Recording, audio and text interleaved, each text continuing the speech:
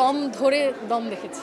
দেখে বলছিলাম যে ও এই তো খাইস্টার জাহাঙ্গীর। বাংলা সিনেমা যত ভালো হবে, যত এগিয়ে যাবে, আমরা ভালো সিনেমা দেখতে পাবো। আসলে বাংলাদেশে তো এরকম সার্ভাইভাল স্টোরি নিয়ে কখনো কাজ হয়নি, এটা আমার প্রথম দেখা। আমি তখন দম ধরে বসেছিলাম যে এখন কি হবে। খুবই ভালো লেগেছে, দম ধরে দম দেখেছি।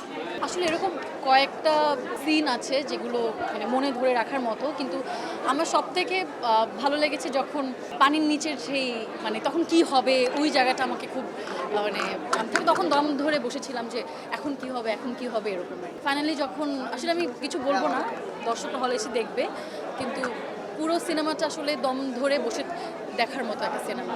খুবই ভালো লেগেছে, কেমিস্ট্রি আমার খুব ভালো লেগেছে দুজনের। আর ওই যে প্রথম দিকের বাসার ঘরের সিনগুলো খুব মজার ছিল। নিশু ভাই তো আসলে অনেক ভালো একজন অভিনেতা, সে তার প্রত্যেকটা কাজে তার একটা ফুটপ্রিন্ট রেখে যায়। সেখানে এত ভালো একজন টিম, রেদন রনির মতো একজন ডিরেক্টর, সিনেমাটোগ্রাফিও এত ভালো, পূজা চেরি উনি এক্সপিরিয়েন্সড একজন অ্যাক্ট্রেস, সব কিছু মিলে পুরো টিম ভালো লেগেছে। আর জাহিদ হাসানের স্পেশাল অ্যাপিয়ারেন্সও ভালো লেগেছে। দেখে বলছিলাম যে ও এই তো খাইস্টার জাহাঙ্গীর।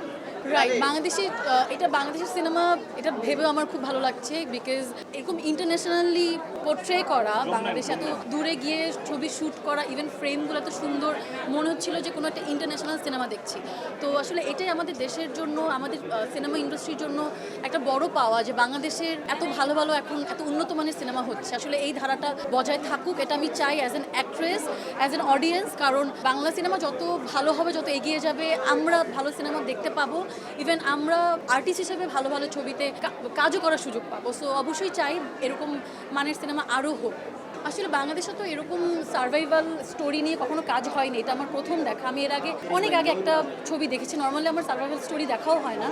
তো এইটা আসলে বলা যায় আমার ফার্স্ট এক্সপিরিয়েন্স, হলে বসে কোনো একটা সার্ভাইভাল স্টোরি দেখছি। তো সব কিছু মিলিয়ে আমার কাছে মনে হচ্ছিল যে নতুন কিছু দেখছি। আর্টিস্ট হিসেবে তো ভালো লাগছিলই যে আমাদের দেশে আসলে এত ভালো ভালো সিনেমা হচ্ছে এখন, এটাই তো খুবই ভালো লাগছে। আমি চাই এরকম ছবি আরও হোক, আমি চাই দম আরও এগিয়ে যাক, দর্শকরা সবাই হলে এসে যেন দম দেখে, এটা আমি বলবো, রিকোয়েস্ট করবো। কারণ একদম নতুন একটা এক্সপিরিয়েন্স। আর এবার ঈদে তো আসলে অনেক ধরনের সিনেমা এসেছে, দম একদম আলাদা একটা জনরার জন্য, এটা।